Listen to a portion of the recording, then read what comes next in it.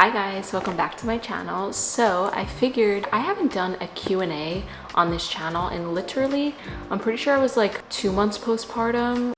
I feel like I just want to sit here and talk to you guys. So I asked you guys on my Snapchat and on my Instagram for some questions from you guys that you've been wanting to know. Now, if you're new here, hi, I'm Tricia. My boyfriend and I do have a couples YouTube channel that's mainly like where we post and stuff like that. We tend to do a lot of Q&As over there or on our Instagrams and Snapchat, stuff like that. There's some questions that like I necessarily wouldn't answer on our together page, like postpartum, period tips, like all those things, unless I do like a girl talk video. But this whole channel is like a girl talk video. And you guys love hearing me speak, apparently. I don't know, I guess I have something soothing about my voice that I don't hear, but you guys do. So I am here to talk all you guys want. I do have a lot of questions and I'm working on nap time right here. So let's hop right in. Do you want to have another little one? If so, have you agreed on when you're going to start trying? So yes, we are gonna have another baby, and no, we haven't decided on when we're gonna start trying.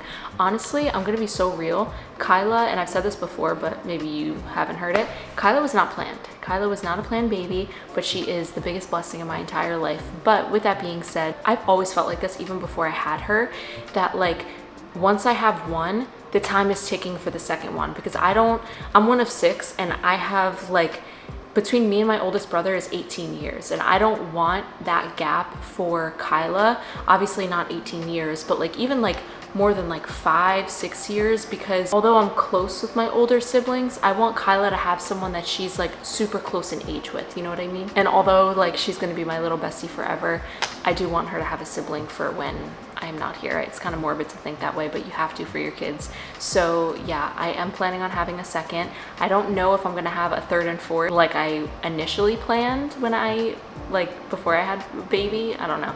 I planned on having 4 or 5 kids, but having one is a lot. So I don't know. We'll see how many God blesses me with. But when are we gonna start trying? That's kind of like the boat we're in right now, where we're like, we don't know when we should start trying for a second, if we should start trying. Right now, if a surprise happens, then it's a blessing. Like, we're not opposed to having a second right now, but we're not trying for one, if that makes sense.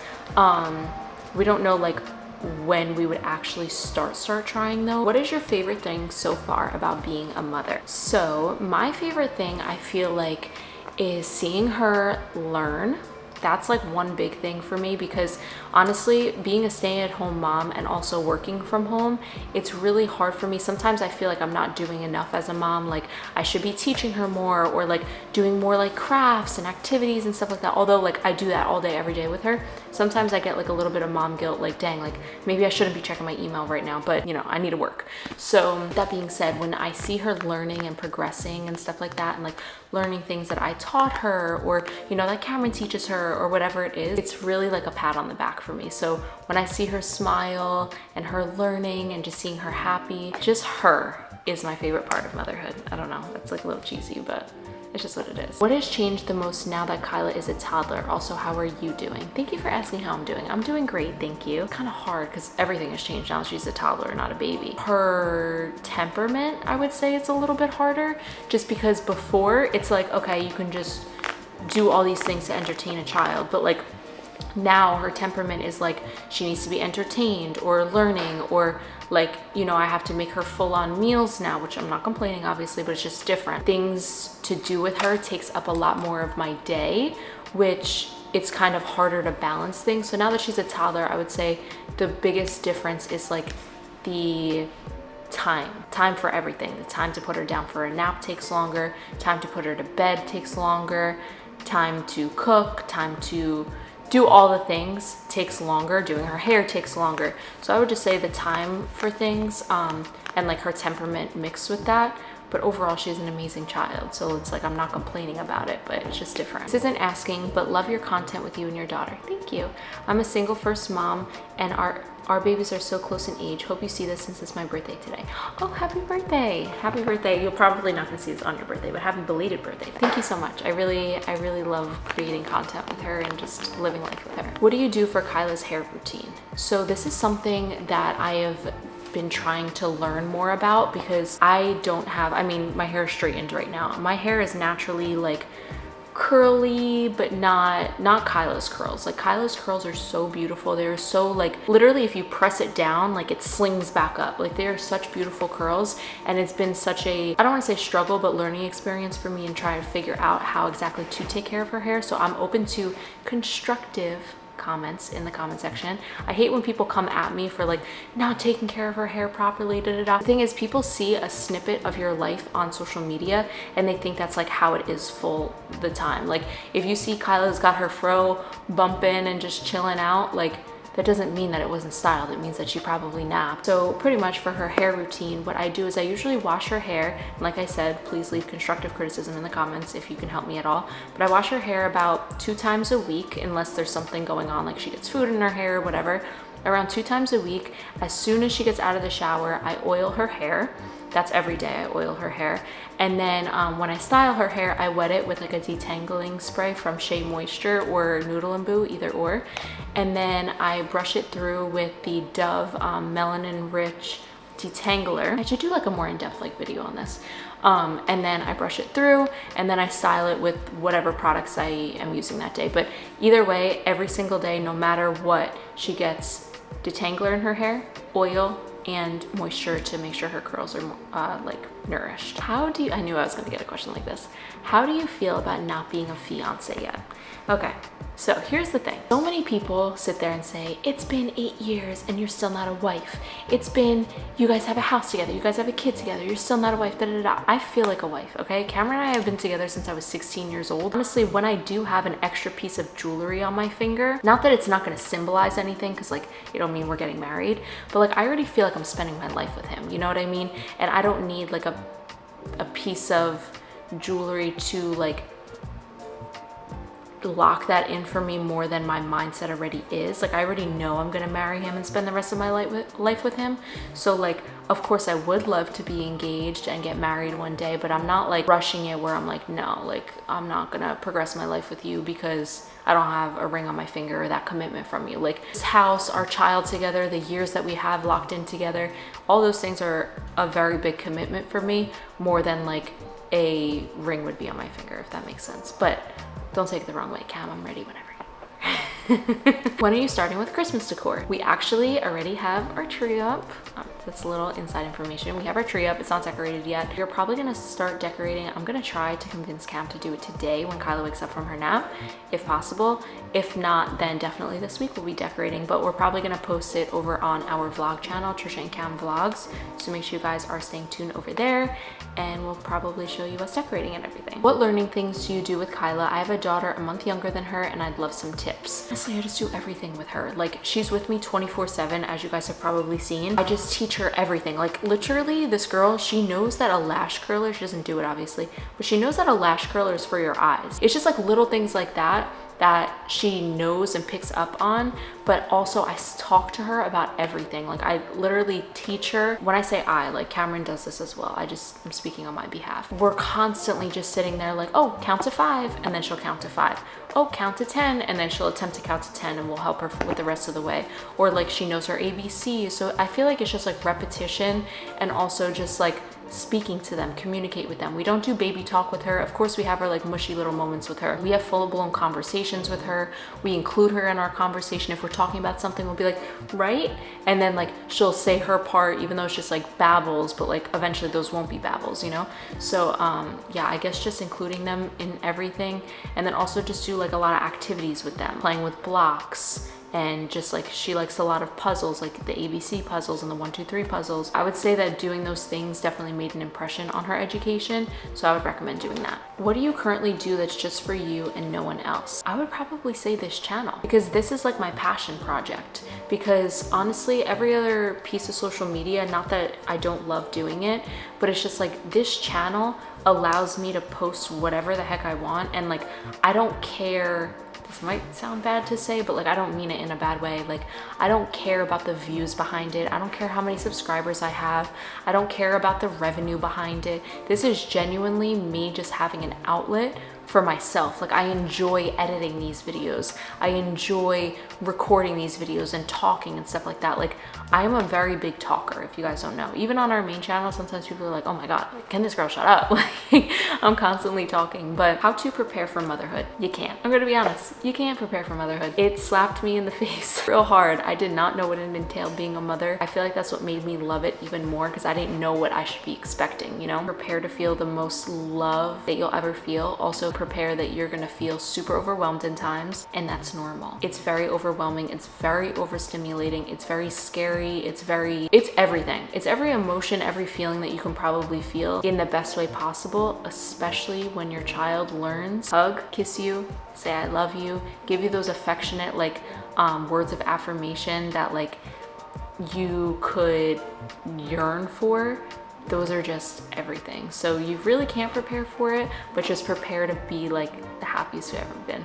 This is kind of similar. Tips for aspiring mothers and their partners, what to know, how to prepare for pregnancy. For aspiring mothers and their partners, I would say when it comes to pregnancy, there's a lot of changes that happen. One thing I never expected, you feel everything first, and sometimes it takes the dads a little bit longer to build that connection with your child because they can't feel all those things, you know? So those are the things that you kind of have to prepare for. But also I would say between you and your partner, definitely make sure that you guys have like your alone time, because although we do get our alone time now, I took it very lightly when people said travel a lot, go on date nights and stuff like that. And some parents might have a different situation where they're like, oh no, like, you know, we still go on dates once a week, or, you know, we still have our alone time. That's not the case for every parent. Not every parent has the same amount of help. Not every, you know, parents have the same amount of support, same amount of time, all that. So I would say if you can squeeze in those extra little dates, I definitely would do that while you're pregnant, even like a baby moon if you could. But if not, like, just know that the pregnancy, once it ends, the best chapter of your life is beginning, because your child is literally everything. I can go on and on about that, but yeah, it's a very amazing journey. Cameron, I know he would say the best part of pregnancy was when, well, he loved the way I looked when I was pregnant, but going into the hospital for labor and delivery, that is like the most magical experience ever. So yeah, prepare to just be so happy. What has been the most hard part about motherhood? I would say probably feeling like you're doing things wrong. And I feel like every mom mostly feels this at some point during their motherhood, like that you're failing your child, but like, I'll just give you some examples. My milk supply was drying up a bit. I felt like the worst mom ever because I was like, oh my gosh, like I can't provide for my child, but like it's not that serious. Like formula was created for a reason. Like you always have to look on the benefit of things. So the hardest part of myself was probably like feeling like I'm doing everything wrong, especially in the moments where like she's super fussy and everything I'm doing is not helping and I don't know what to do, It's just like in those moments, you kind of just have to breathe, take the situation very lightly and just do what you got to do. So I would say the hardest part is definitely like feeling like you're doing wrong and then having to snap out of it real quick because no one else is going to snap you out of it. You need to snap out of it real quick, lock in on being a mom, and then just push through. Do you feel like you still have a sense of individuality after a baby and a long-term relationship? Love you. Oh, love you too. This is something I'm kind of trying to figure out again for myself right now. After having a long-term relationship, I'll say like pre-Kyla, I was very attached to Cam. Like we would just do everything together. Not that we don't anymore, but I would just depend on him to do like everything with me. And it's like you need that individuality because then you start to butt heads. So one thing that I did is like I'm starting to do more, especially now, like things for myself, such as this channel, you know, like when I have my me time, whether it's working out or, you know, going to get my hair done or my nails done, like it's okay. After having Kyla, I feel like as a mom, you automatically feel mom guilt, like leaving your child, even if it's with their dad, which this is a crazy feeling, but like even if it's with their dad, I constantly feel like oh my gosh, I need to rush and get home back to her. Like she's fine, she's with her father. He loves her so much, she loves him so much. But like as a mom, you constantly feel like, oh, I need to get back, I need to get back, I need to get back. Do I still have a sense of individuality? Yes, but like I'm trying to get better at it, which is why I started up my personal channel again. And I'm gonna start having more like me time and more girly time, because you don't wanna lose yourself in motherhood or being in a relationship, because then what? Like you don't have anything for yourself. So thoughts on marriage? Would you be okay if it never happened or it's something you want and believe in? I 100% want to be married, and I will be married, and it will be to Cameron. So yes, it's something I definitely want. I'm not stressing it of when it will happen because I know it will. What do you use for period cramps? So honestly, I've always had really bad cramps when it comes to periods, and they've gotten even worse, and my flow has gotten even worse since after having a baby. What I use now, and this is very specific, but it's just what works for me. Midol does not work for me. What does work for me is the Up and Up version of Midol. It's called like Up and Up Menstrual Relief from Target. Their brand, the store brand, works so much better for me than the name brand for some reason. I have no idea, but I recommend that to everyone. And everyone I've recommended it to, they really like it. So yeah, that's what I use. How did you manage to lose baby weight? You look so good. Love you. Oh, thank you so much. To lose the baby weight, honestly, I really didn't do anything. I didn't do anything at all. I kind of just, you know, reverted back to, I'm actually lighter now than I was before I had Kyla, but I think that something that definitely did help was nursing her.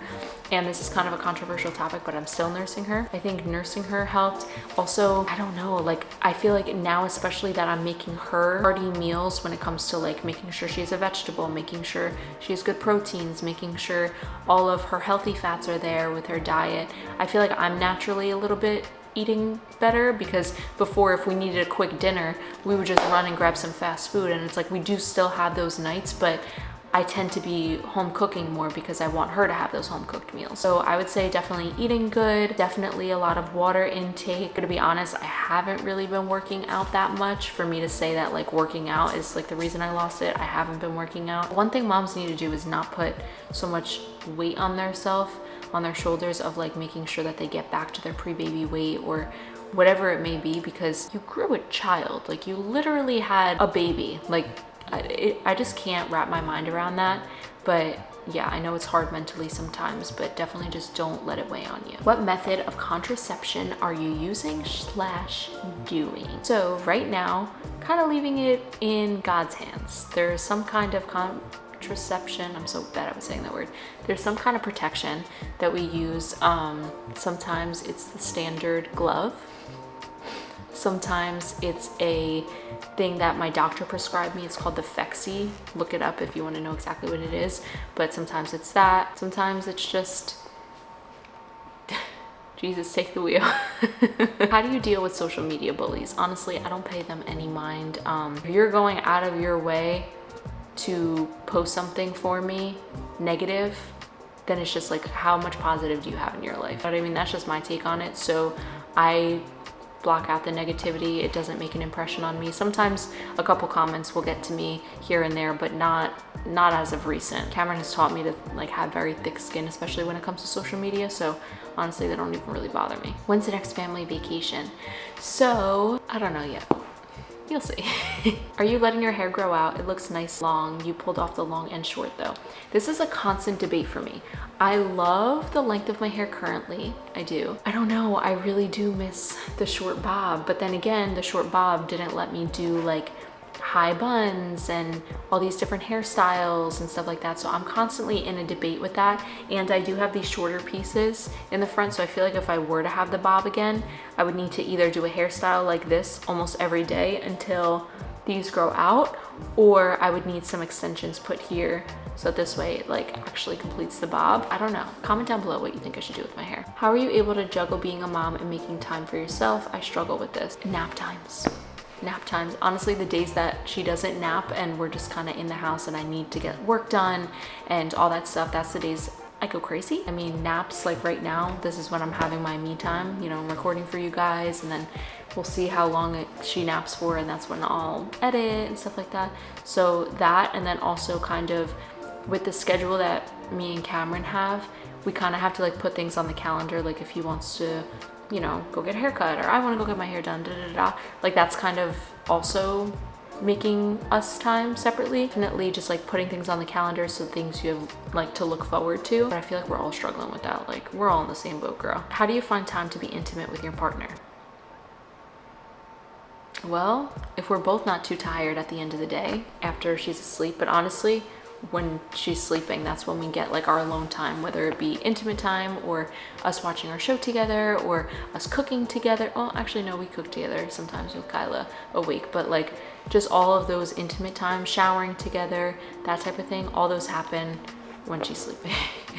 Okay, so this is gonna be the last question I'm gonna do because I feel like this video is already super long, and I'll definitely do a part 2 if you guys want. But favorite places to shop for clothes. Cali girl here. Ooh, I love California. I feel like my mind is gonna have a brain fart right now. I feel like on the daily, I'm constantly wearing Aritzia, Skims. I do love sourcing pieces from like little boutiques. So I go to like local boutiques like Vanilla Sky, Ruby and Jenna. There's also a couple different other ones that I really like that you can get like those like cutesy little boutique pieces from. I'm gonna butcher the name of it, but it's called like Manière d'Ivoire. They have some really cute pieces, but honestly, I tend to just be wearing, the reason that Skims and Aritzia just popped into my head is because that's pretty much what I wear on the daily. Like I have like a Skims top on right now, Aritzia, and these are CSB. So it's like I'm constantly in loungewear for the most part.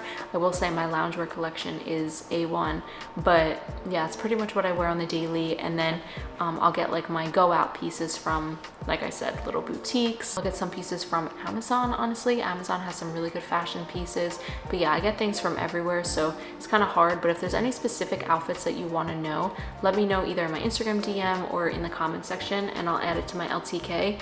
But with that being said, I'm gonna close out this video right here, so this way I can maybe get it up today for you guys. If not, I'll get it up tomorrow.